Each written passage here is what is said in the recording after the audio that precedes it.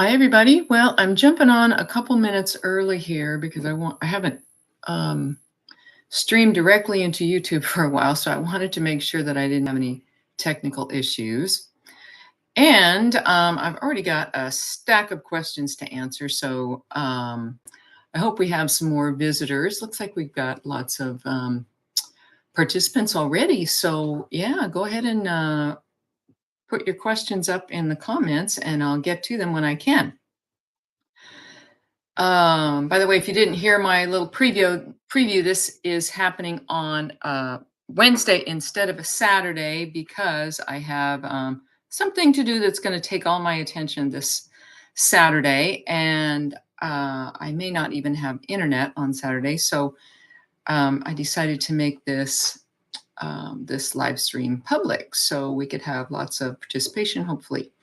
All right, so I'm going to just jump into the questions here. I got a couple of these from our subscriber group on Facebook.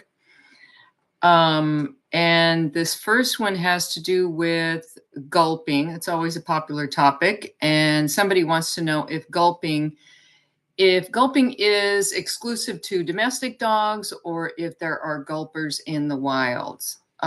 She says, or is this a domestication issue, since dogs aren't trained to eat normally by their pack members? And hey, Jan. And I would say the answer is kind of yes and no. It's kind of multifactored because, for one thing, gulping is pretty much natural for wolves. They don't have the time, nor the desire, nor the equipment to fully chew and masticate their food like we do. They have the pressure of knowing that whatever they don't get into their stomachs, their pack mates are going to get. So there's that. And so they do eat fast. Plus, since their stomachs do all the work of digestion, just like in domestic dogs, salivary enzymes that are secreted during chewing do not help to break down the food like it does in humans.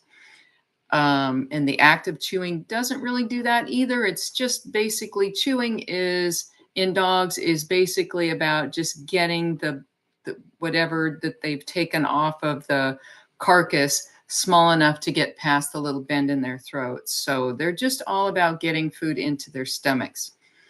And domestic dogs probably all feel this same kind of pressure because starting from when they're puppies, tiny puppies, when they're trying to get to their mother's milk, because there is competition among litter mates, and especially if they happen to be born a little disadvantaged, like if they're smaller, and they may never recover from this tendency to gulp.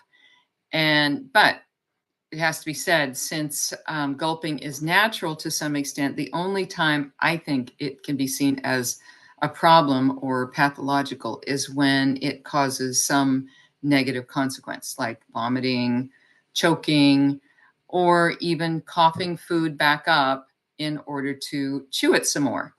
And almost all dogs do that.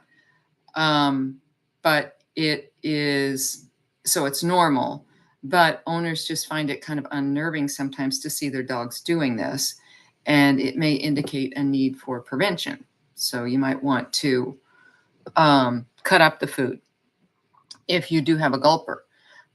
Domestic dogs have the additional complication of genetic manipulations that have changed the actual structure of their mouth and their throat. So, and it changes their ability to swallow properly. So some dogs, just by their breed, are going to have more problems than others. And they also, as you said, don't get the same kind of education that young wolves get watching the adults. At the age that domestic puppies are ready to go to their new homes, they would have many more weeks or months to model normal behavior if they were wolves, but they aren't. So they go to their new home full of humans, and humans do things differently than dogs. So that can lead to sometimes puppies having to figure out for themselves how big of a bite they can get past their throats. And sometimes they don't estimate that too well, especially at first. because eating real food is going to be foreign to them, especially new RMFers. So anyway, I hope that answers that question. The next question has to do with a dog named Felix, a little dwarf dachshund weighing about 10 pounds. She wants to know what bones or ribs can she give to Felix without worries. I do cover this in the book, generally what kind of animals various sizes of dogs can handle. But there's also consumable bones and recreational bones, and you don't make it clear in the question which one you're referring to. So I'll just comment on both. But for a 10-pound dog, you're pretty much restricted to small prey animals like game hens, quail, and possibly mature chicken and rabbit, depending on your dog. It does vary a little bit. And that's depending on the age and the condition of the teeth as well as the size. And that's consumable bone. Now, for recreational bones, you want bones that aren't fully consumed, and turkey necks can sometimes work for a dog that is that small. Otherwise, beef neck bones are good, but you have to feed them sparingly, unfortunately, because it's really easy to overfeed fat to such a small dog. And beef neck bones have fat that you cannot remove. So you just have to be judicious about that. If you have access to wild deer bones, the necks and spine sections are my favorites. Those are great for small dogs as recreational chews. And she has a couple other questions about Felix. She says she's a little afraid of constipation and or of being stuck, I guess bones getting stuck in the throat or fracturing a tooth. Well, bones being stuck in the throat is an issue that you might have to prevent with cutting up the food or grinding, or maybe even hand feeding or using a slow down bowl or that sort of thing.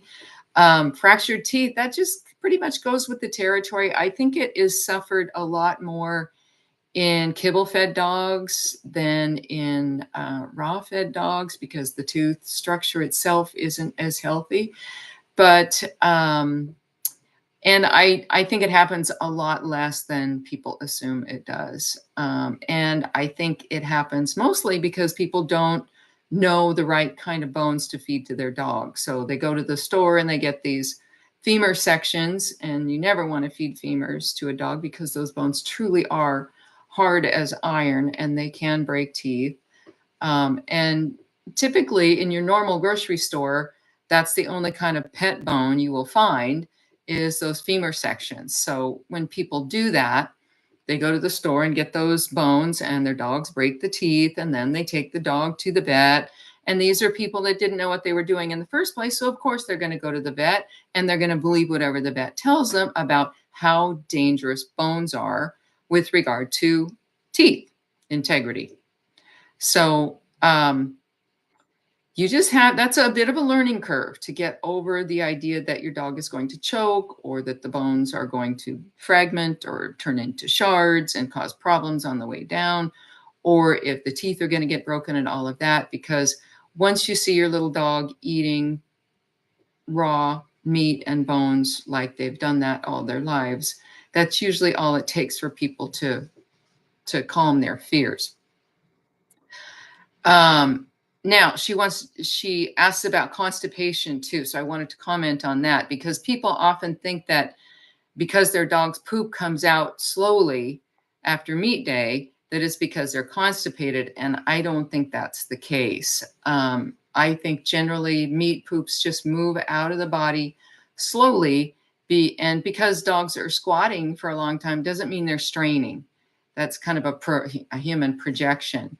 But the problem of constipation is usually pretty easily remedied just by adding more boneless meat to the meal, because boneless meat will loosen things right up for you, especially dark boneless meat like beef heart, and liver to some extent too. So, oh, the questions are piling up here.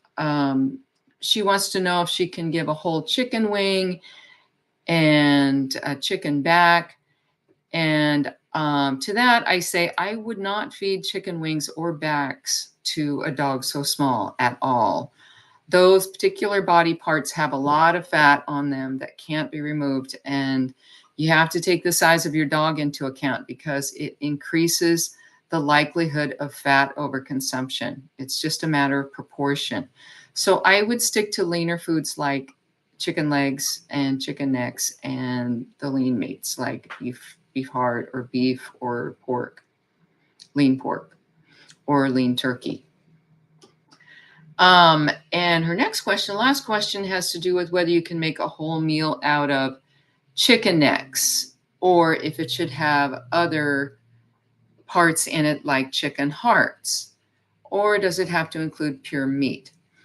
So I think this question suffered a bit in the translation from German, but I assume what you mean is that can you feed a full meal of chicken necks? And no, I would not do that, especially if you're concerned about constipation, because it's probably going to produce pretty crumbly, chalky stools. From a nutritional standpoint, it's fine as long as you offer variety over time.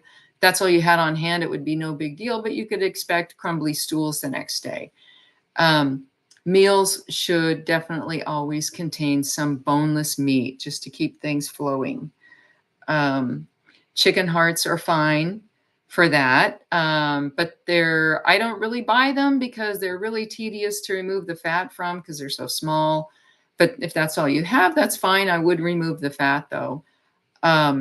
And just to address she says that she has observed him swallowing an entire neck, I assume. She says throat, but I think she means neck, without biting. So to that, I would say if you've actually observed him swallowing an entire chicken neck, it is 99% of the time it's going to be totally fine. If I gave my dog a chicken neck and she swallowed the whole thing without biting and it lined up right with her throat, I'm sure it would be completely fine. But for a new RMFer, I would say if you've actually observed that, it might be an indication that you would need to cut the food up for him and just err on the side of caution. I feed my dog, who is also a 10-pound dog, I feed her chicken legs, and she does chew, but she does not break the leg into pieces before she swallows. She just crushes the bones, and the piece is still whole as she is swallowing, but it's not in pieces, but it's still a big piece of meat going down that little tiny throat. So dogs have more capacity for that than we assume they do. Okay, so I'm going to get to your questions here that are kind of piling up here. Let me see. Do you ever feed your cat whole prey with head, fur, and feathers? If someone is not able to feed whole prey, will the kitty get the nutrients it needs? I don't. I've never have fed my cat whole prey. We do have somebody in the private group who does that at every meal, not for her cat, but for her dog. And I think for both dogs and cats, it takes a little practice. It takes probably either hunger or, I mean, I imagine if I fasted my cat for a few days and then put a whole mouse or a whole, what else, quail in front of him, he might eat it. But failing that, I don't think he would. And that might be the case with a lot of cats who aren't used to having to bite through the feathers and the fur in order to get to the meat. They might just look at you. So I'm not an expert on feeding whole prey, but I can assume that even without those things, those extras that our cats aren't getting, that the cat is going to be fine. I've never tried feeding. I do have these parts that I have purchased from somebody on the internet through a Facebook group. And I think this is a rabbit ear. Yeah, this is a rabbit ear. So I give these to my dog occasionally. My cat might bat that around a little bit, but he probably wouldn't even do that now because he's 14. But I don't think he would eat it. So all I can do is assume that um, the kitty's going to be fine even without those things. Um, what main protein do I feed my cat? How often do you give secreting organs to your cat, and in what amount? I'm really hit and miss with the secreting organs. Whenever I have some thought out, maybe once a month or once every couple of months, I give some to him. But his main meal is quail, and I buy it in an Asian store. He eats probably about the equivalent of one quail a day or a half a quail, because I also have some very extremely lean, high quality elk meat that came from an elk that I salvaged when she was probably about 6 months old. So it's very high quality food. And I've been feeding that for about the last year. Um, and I really like feeding it because it's really high quality food, as I said. But with that, I feed him also some quail, whether it's a whole quail or not. So it's pretty hit and miss, but he's mostly on quail and elk meat right now. And actually, I don't have my kitty with me right now because he's staying with my mom through this process of moving house that I'm going through right now. And my mom is feeding him some salmon. And what else? And I think she picked up a game hen, so he's going to get some different stuff while he's over there. We'll see how he fares with that. Okay, next question. What would you tell someone who says supplements and vitamins made out of whole foods are okay to use, not synthetic? Well, I would tell them that they're being gaslit and they don't realize it. They're sort of giving somebody permission to gaslight them, because you know what? You can pick up a bottle of pills or a bottle of anything that might say whole on the package. And can you tell that the whole food isn't there? Can you tell? Of course you can. Of course you can. The water's not there. All the other things that come out of the food when we dehydrate a food are not there. The only thing that's there is some fractionated particles that can't really be made use of. I would tell this person to read a book called Whole, Whole, and it's by T. Colin Campbell.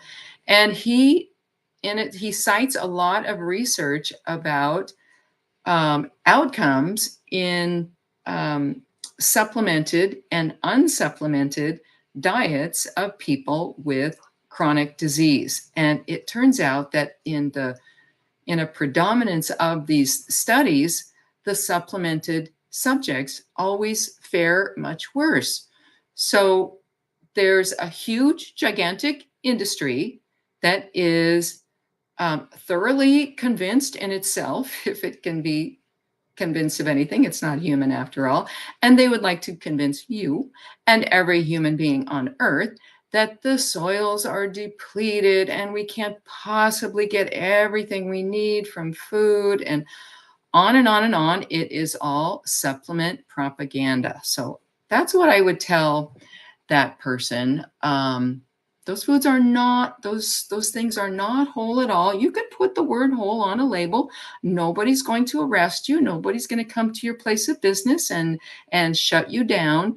They're going to say, yeah, sell more supplements, because that's what keeps the whole system running, right? Selling, selling, selling. Not truth, just selling. Okay, next question has to do with the general topic of natural hygiene, it looks like. How do you explain natural hygiene?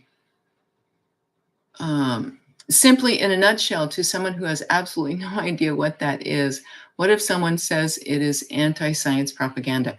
Well, anybody that uses that term, anti-science, is definitely not someone that you want to talk to about on this topic, because natural hygiene is just putting in place the laws that govern all life on earth and enjoying, as a result, your natural birthright, which is health.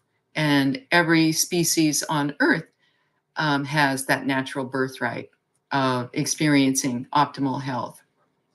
And all we have to do is get as close as we possibly can. You know, modern civilization is always fighting us, right?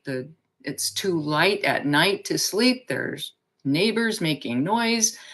You can't get good food at the store. 95% of what's at the store is garbage that people are addicted to. There's all kinds of factors working against you when you want to be healthy. But the closer you can get to those laws of life, the more you're going to experience health. And that's, you know, that's what natural hygiene is. It's not Ayurveda. It's not holistic medicine. It does get lumped under holistic medicine, but that's unfairly, because natural hygiene is absolutely not, has nothing to do with medicine. It condemns in its philosophy the practice of medicine, because medicine is always about suppressing symptoms. And the only part of medicine that is embraced by natural hygiene is the part that will stitch you up when you have torn skin, or maybe set your bones if you don't want them healing crooked, or that sort of thing. Maybe removing a blockage from your dog's intestine or something like that. Those kinds of things represent maybe 5% of medicine, human and veterinary. And with the exception of those things, we can pretty much avoid medicine. Okay, how to respond to people who say if your pet has a health issue, feeding appropriately will not make it go away. So by not taking the vet, you are ignoring the health of your pet. Well, that's another kind of person that you really need to not have that conversation with, because they are probably not going to be persuaded by a conversation with you to give up their beliefs, because those ideas that they're carrying around in their heads are like their safety net. They're not going to feel secure unless they have that. And if somebody says medicine can't save you, the vets can't save your dog, there goes the safety net. What do you do? Then you have to go, wait a minute, what did I do wrong? What is causing this symptom? What did I do wrong in the feeding of my dog that's causing this symptom to occur? That's a huge, gigantic undertaking and responsibility to take on. And people don't want to do that. They would rather go with the crowd, because the crowd believes what they're told by the commercial pet food industry and all of that. And they feed whatever is on the shelf at the store. And, you know, when their dog gets sick or has a symptom, they prefer to just take them to the vet and you know, get a pill or a procedure, or get whatever organ is causing a problem taken out. And they're quite happy to do that. It makes them feel secure in life. And, you know, that's why I'm always telling people, don't embark on this unless you know what you're getting into, because you really do lose that security. The only security you can have is knowing that nature will give you a second chance. And I personally like having the opportunity to figure out what I did wrong, to, you know, tackle symptoms or whatnot. I think with the responsibility comes also the freedom of not having to depend on somebody else. And that's, you know, assuming that this somebody else has the answers. And they just don't. I mean, that's in 95% of cases, you know, except for trauma and injury and blockages and perforations and all of that, they pretty much just make disease worse. They make sickness worse. So, yeah. That's what I would say if I was going to venture into a conversation like that with somebody. You know, you might be the first person to ever say these things to that person, and that person might build on that if they end up hearing those same things from a couple other people in the future, and they might end up being a believer. I mean, that's what has to happen for most people. You know, you hear something, it kind of plants a seed, and then you have to hear it again. It happened to me. It happened to lots of people. So anyway, yeah, good luck with those conversations. You'll need it. Okay. Now, I think we have some more food-related questions here.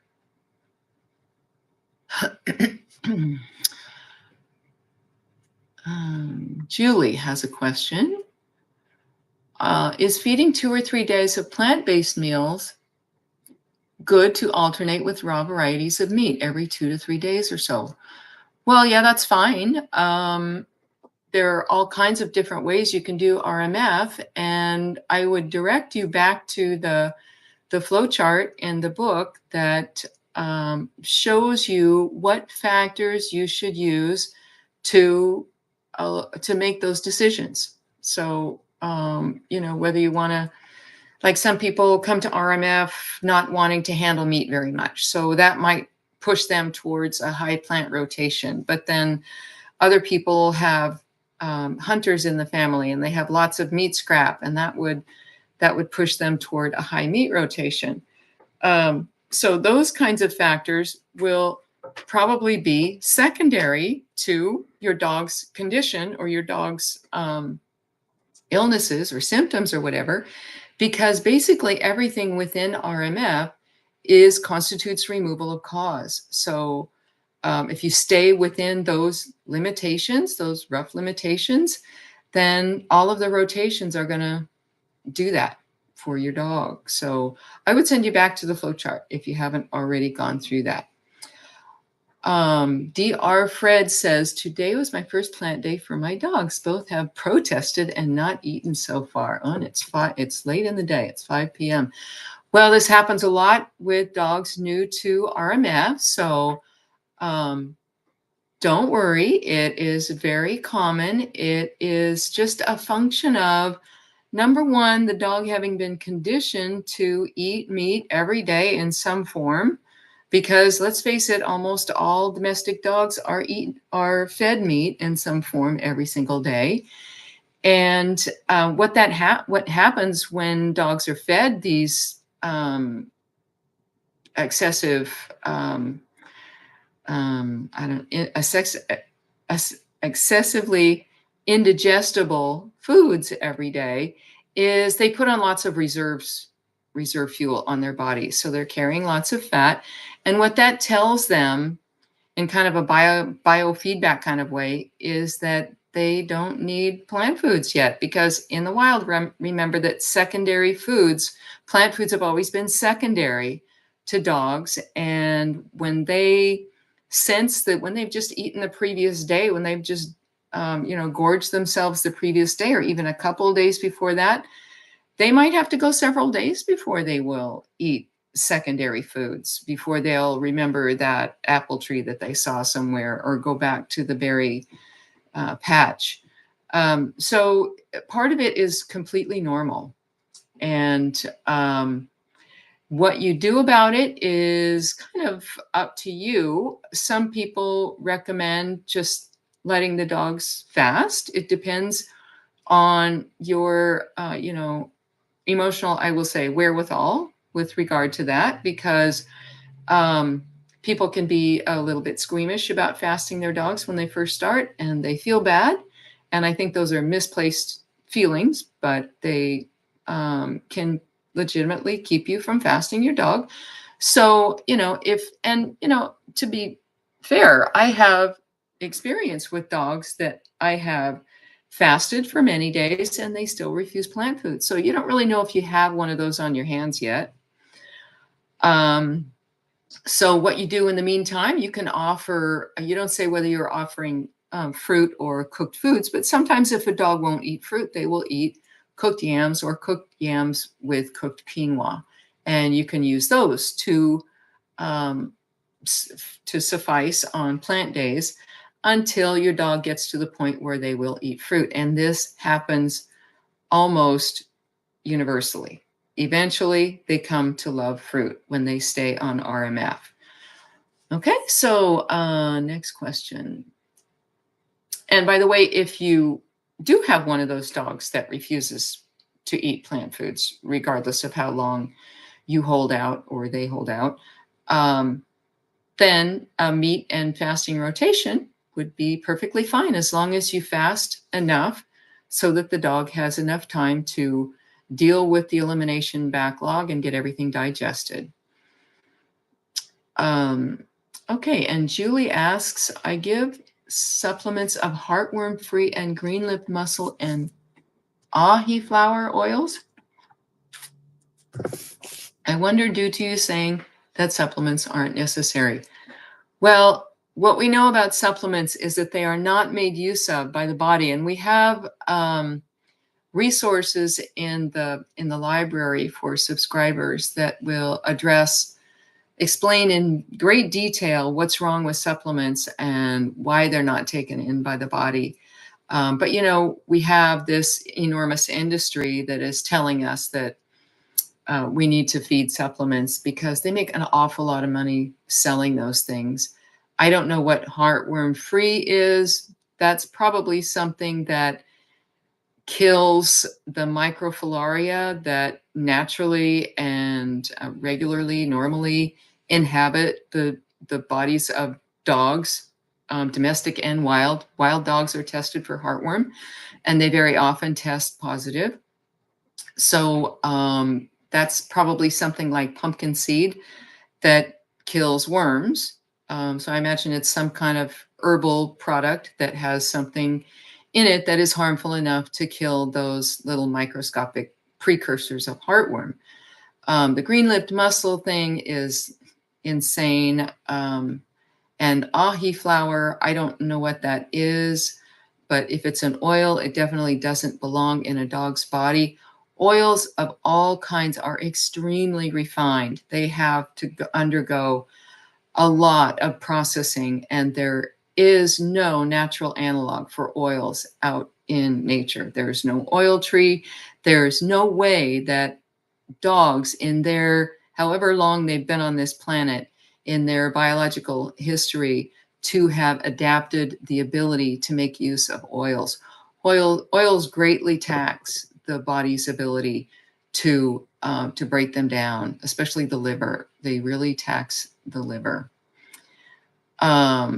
And I don't know what the claims are that are being made about green-lipped mussel. Apparently there's something in it that dogs don't normally get from food, but I've seen no evidence that there is something in it that is a requirement that can't be gotten with other foods, because I've never fed it to a dog. And my last dog lived to be 19 on RMF. And he didn't show any symptoms until the last 10 days before he died. So I have to think from that example and many, many, many, many others of people who are feeding only meats and bones and organs and not feeding green-lipped mussel, that it is quite possible to do without it completely.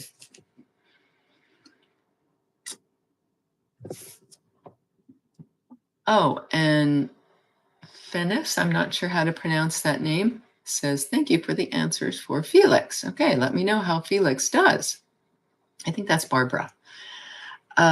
Carrie, if feeding a whole chicken to a cat is suggested 90% of the time and you cannot feed prey for the other 10%, what do you need to feed to ensure the cat is getting all they need? I don't think you need to feed anything else. If you're feeding a whole chicken, I think you need to be careful to get rid of as much fat as you can. I don't know who's recommending or suggesting that it be fed 90% of the time. Maybe you're referring to somebody else's recommendations. I don't know, but you could take a whole chicken and that would feed a cat over a week's time, maybe, or even longer. And I wouldn't worry about the other 10% as long as some of the organs are included in the mature chicken. And I think some of them are. You might want to supplement additionally with more liver, and that's easily had. Chicken liver or beef liver. Either way, I think beef liver is better. So yeah, I think that would be totally fine. Name some good places to order food from. I want to find beef neck bones. Okay, so beef neck bones particularly, I guess. It depends on where you're located in the United States, because there are some good places that will ship whole foods that aren't already ground, and that's what you want to buy, obviously. But the shipping really adds a prohibitive expense. And if you're living in Florida or if you're living even in Miami, there's one called Raw Feeding or Raw Food Miami, something like that. Raw Miami, I guess it is. And they have some good products. But beef necks do not have to be ordered from any specialty store. All you have to do is get on the phone and call butchers in your area. And just about every butcher that I've ever spoken to was able to get beef neck bones. And I think if you find one of the more ethnic stores like the Mexican stores or Asian stores, those butchers will be more familiar with these foods, and they will be willing to custom cut them. And you don't say what kind of dog you have, but for a small dog, just an 1.5 inch section cross section across a cow neck would be fine. Otherwise, if you have a big dog, a 2 or 3 inch section of cow neck or spine would be good. And if somebody's willing to cut those up for you, you could buy a whole case of them and stock up. So if you haven't invested in a big freezer, I would do that. My cat at the moment is only interested in pork and is doing okay on it. But is that okay? She will have a bit of chicken breast, but is turning away from thighs. Thank you. I think that's totally fine. I've had my cat go off certain meats and be only interested in some meats. I think it might be a little bit of an indication that the cat is overfed. And I know that my cat, he's 14 now, and he does better eating every other day. I haven't quite instituted that on a regular basis, but when I do skip a day, like skip 2 or 3 days a week, he feels better. He pesters me more in the kitchen, but that's my fault. So it might help to fast him if that's something that's possible for you. I have a video for subscribers that walks them through the factors that they would need to consider in order to decide if they or their animals are potential candidates for fasting or extended fasting. So that's something you could avail yourself of if you're a subscriber. But even just one day, or if you normally feed in midday, maybe feed later in the day, just hold out a little bit longer if you want to see if your cat will eat, bony chicken or whatever. I think cats do have requirements for minerals that they meet by eating bones. So I think it's important to get bones into a cat. So you just have to feed them very small prey animals like quail and game hens. And fish. Fish is more meaty and less bony, but it's an excellent food for cats. Okay. Let me see. Can you do a plant day calculation for a 28-pound dog? 28-pound dog. Let me just grab my calculator here. What I do for figuring body percentages is I take the weight of the dog times 16. So that just gives me the total weight in ounces of the dog. And then I will have to have already decided what percentage I want to feed the dogs. If you want to feed, most people I think start with 5% plants, some go up to 10%, some a little more. I think it's better because of bloat, the possibility of bloat, to start on the conservative side quantity wise. So you would take that 448 ounces times 0.05 for 5%, and that would give you 22 ounces. So that would be 1 pound and 6 ounces of plant foods. So that's 1.5 pounds. You could definitely feed less than that. You could break it up into 2 meals, but that's what it would be.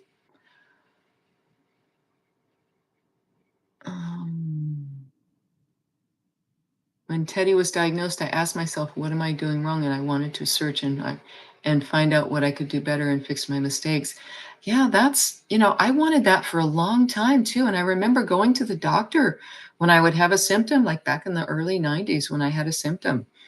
I would go to the doctor and say, no, I don't want to take a drug. I want to know what's causing it.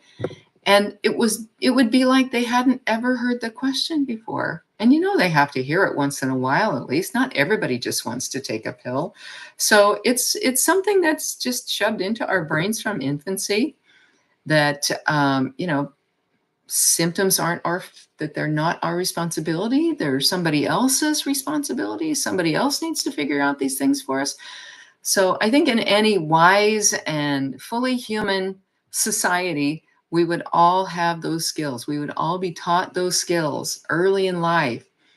And I don't think we'd be making the mistakes, actually, frankly. But if we did, we would immediately think back to what we did to cause it. So yeah, it is very sad. Okay, Carrie wants to know how many chicken hearts, gizzards, and liver do I feed weekly to my cat? If my cat doesn't get beef liver, will she be short on vitamin A and copper? Well, I don't think a cat needs to get beef liver every week, but I can't say I feed it every week. It kind of goes in spurts, and I haven't seen any consequence in my own cat of doing it so intermittently like that. But I think it's really important that people stop focusing on micronutrients because let's face it, we have only known about micronutrients for about 100 years, 150 years, something like that. What we have always done in the past, what all species do on Earth, is they focus on the macronutrients. If you get the macronutrients right in your diet, everything else pretty much falls into place as long as you are eating food that comes directly from nature. So in the case of dogs and cats, they will eat probably 60%, 70% protein out there in the wild and 30% fat or thereabouts, or maybe 25% fat and maybe 2% or 3% plant matter, depending on the time of year and whatnot.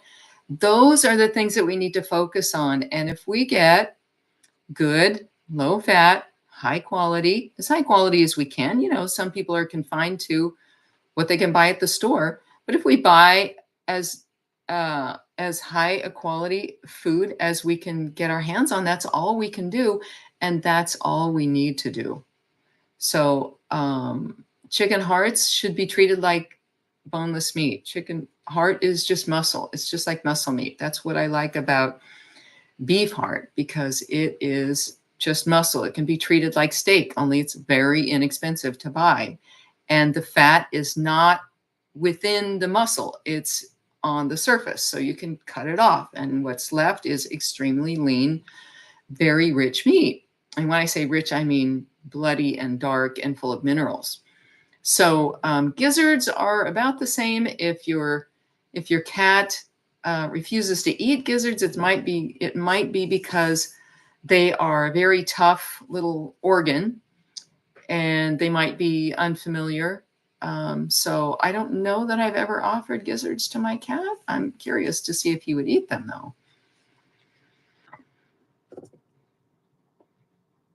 Okay, Marion says, after a day of meat with around 10% bones, my dog's stool is often very soft to runny. After he's eaten fruit, the stool becomes solid again.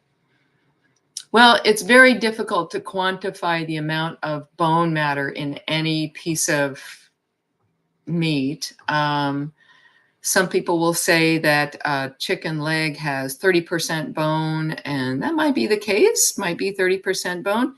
Is that figured on calories? Is it based on weight? Is it based on volume? We don't know. And I don't know what this 10% is that you're referring to. So I would say that would be an indication, without actually quantifying how much bone is there, that would be an indication to you that you need to add more bone into the meal. So what I would do is take off some of the flesh off of a chicken leg, because chicken legs are not very fatty. I like that about chicken legs.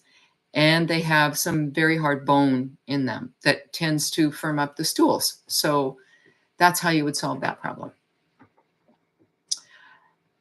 Carrie says her kitty won't fast. She gets destructive if you ignore her. If you're home all day, and so even getting her to eat less than 4 meals a day has not happened. She just won't eat more than a small amount.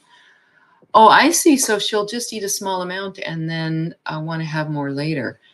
Well, I think that's totally fine. And if a cat gets destructive, I don't know what you mean by that, maybe eating houseplants and whatnot.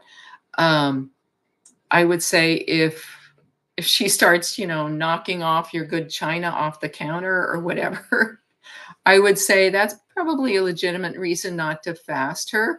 She has obviously learned, she's a very smart cat, and she's learned that there are ways to get your attention. So I think you've allowed yourself to be trained by your cat a bit there. So you could work on that a little bit, but you might have to put up with her being destructive. As long as you don't mean destructive by eating something that is harmful to her, it might be something that you can just put up with in order to counter condition that behavior that she has learned.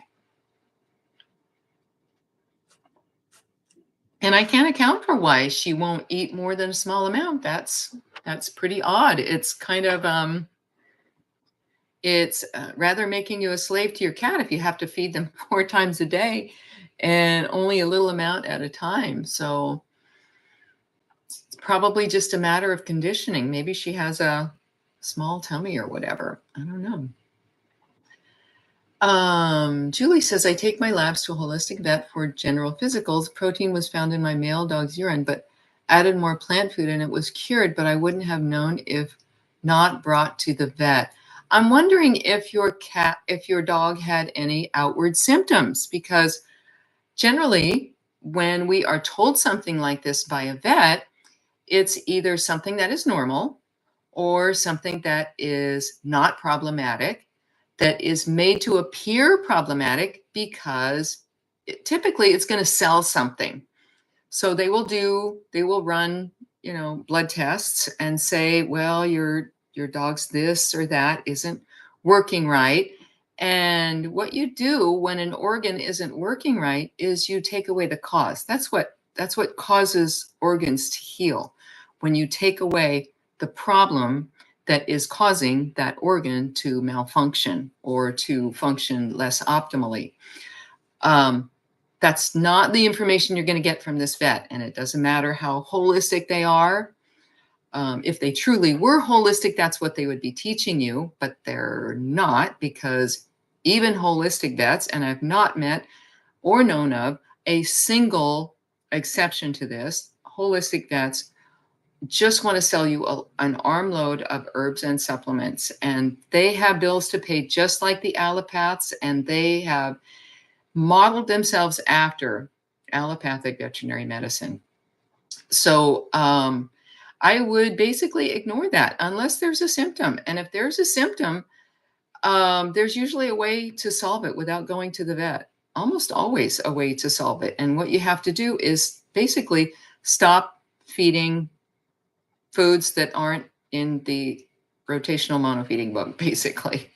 So you just have to stop feeding commercial foods of all kinds, start trimming fat off of the meats that you feed, start giving your dog regular digestive rest in the form of fasting and plant food meals. And those kind of things constitute removal of cause in a general way. And if it was a problem that protein was in the urine, and by the way, I will say that these serum tests and urine tests have different results in raw-fed dogs than they do in kibble-fed dogs. So just that can account for an anomaly that might be seen in these tests. But anyway, if you had done that in advance of going to the holistic vet and kept your dog on the new diet for a few weeks, then if there was a symptom, it would very likely have gone away. And you could have saved yourself potentially a few $100 that you probably dropped at the holistic vet. Oh, Dennis says, hi, Nora, your book saved our dog's life, and he lived 5 healthy, happy years after that. I remember you, Dennis. I think that was a little Cocker Spaniel who had some kind of really bad diagnosis. So I'm going to skip a couple of Julie's questions because there were some people here that I haven't been able to get to at all. Andy has one. She says, client dog that I have has horrible skin issues on lower legs, mouth, eyes, face. I've recommended your info, but they've not checked it out yet. Sadly, they told me dog is on meds. Will Waterfast help? Well, if they have not seen fit to take your suggestions as far as checking out the resources that you've given, then fasting will be the hill that you die on, because nobody who has their dog on medications for skin issues, especially if they progress to the point that you describe here, is going to be open to water fasting. It's just not going to happen. Now, as far as water fasting helping in that kind of situation, generally, I would say we don't usually recommend it when a dog is already in the throes of this very serious, skin elimination, especially if they have been medicated with some of the so-called allergy drugs like Apoquel and Cytopoint, because those things, and the steroids as well, those things, when they are on their way out, the longer a dog has been on that stuff, the more residues are stored in the body. And when those residues get mobilized back into the bloodstream and start coming through the skin, they are going to make the situation much, much worse. So for those people, we usually recommend a very gentle start, like a high meat rotation. Should I skip long walks on fasting days? I leave that completely up to the dog.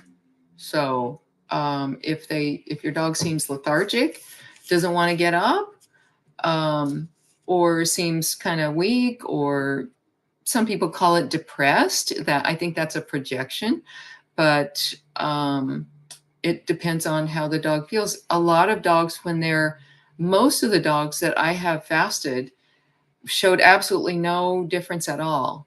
If anything, it's a little bit of a lowering of energy, or a little bit more energy than usual. So depends on the dog.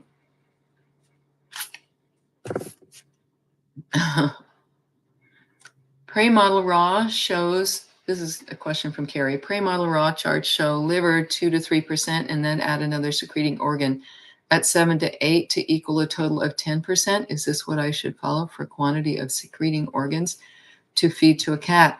I don't follow those. I don't know where those things come from, those percentages. I think I guess they're meant to replicate the entire body of a prey animal. But I think it's a bit too much micromanagement and focusing on micronutrients. It's probably fine to feed in that range if that's what you want to do. It's fine to skip days of feeding liver to a cat. I do that all the time. So anyway, yeah, I don't really do so much micromanaging like that.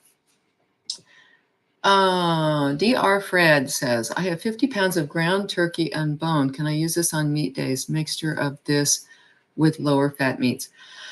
I would definitely mix that with like beef heart. I would see if you can call around to some butchers and find beef heart to mix that with, because that's probably going to be very high in fat, and you definitely don't want to be feeding that much fat. Unless you're starting with a very highly medicated dog, it's going to hold back the healing process. Oh, this is a hard question from Andy. Probably unanswerable. If animal control checks with vet or comes to your door to make sure your pets have shots, what do you do? Well, that's kind of unanswerable. I mean, we live in this vaccine tyranny, right? Oh, there I am, probably going to get myself booted off YouTube. We live in this jab tyranny, this jab happy tyranny, where the state has partnered with the jab industry, and they want to make sure that everybody buys their product. What manufacturer wouldn't love to get the government going from door to door, insisting, twisting people's arms to buy their product? Well, yeah, what industry wouldn't love that? So that we're at the mercy of this partnership between government and industry, unfortunately. And yeah, all you can do is stay under the radar, stay out of places where you are likely to be asked for a jab record, like a vet, or if in the city where I used to live, they would send around canvassers from door to door, making sure that your animals were licensed. And part of licensing, of course, is the jabs. So it's their way of making sure you buy that industry's product.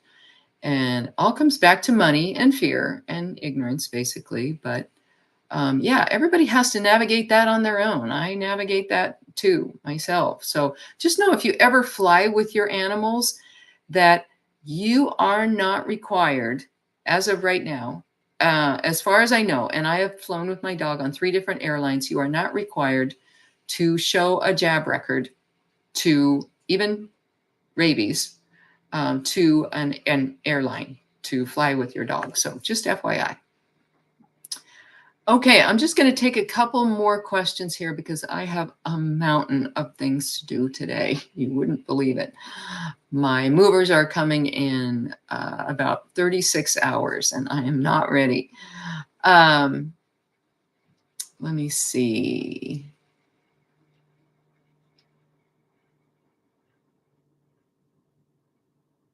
DR Fred says, have titers run and sent to Kansas State Vet School. Yeah, titers, really the only purpose that I can see that titers have is when it gets your dog out of a jab. If these ridiculous titers are sufficient to show somebody who would otherwise insist that you put poison into your dog's bloodstream, then that's a legitimate use to spend the money and go to the trouble of getting titers. Otherwise, titers are just full-on nonsense. That's a way that the holistic sick animal industry makes up some of the money that they lose from not jabbing animals so much. So, okay, I think I'm going to sign off, guys. I hope this was instructive to everybody that came. And if you want to share this video around, you can do that. It's completely public. It's going to be on the website, and it will be here on my YouTube channel as well. So thanks so much for showing up, everybody. I really appreciate seeing the big numbers up there. And we'll probably be doing this in another few months again. In the meantime, I hope you will give some thought to joining the subscriber group, because we do this on a weekly basis and it gets a lot more detailed. People ask really hard questions that require me to go out and research and curate the information that I find there based on, or filter it based on, what I know about natural hygiene and what's right according to the laws of life. So anyway, I'm going to sign off now. Thanks so much, everybody. And hopefully I will see you again real soon. Bye-bye.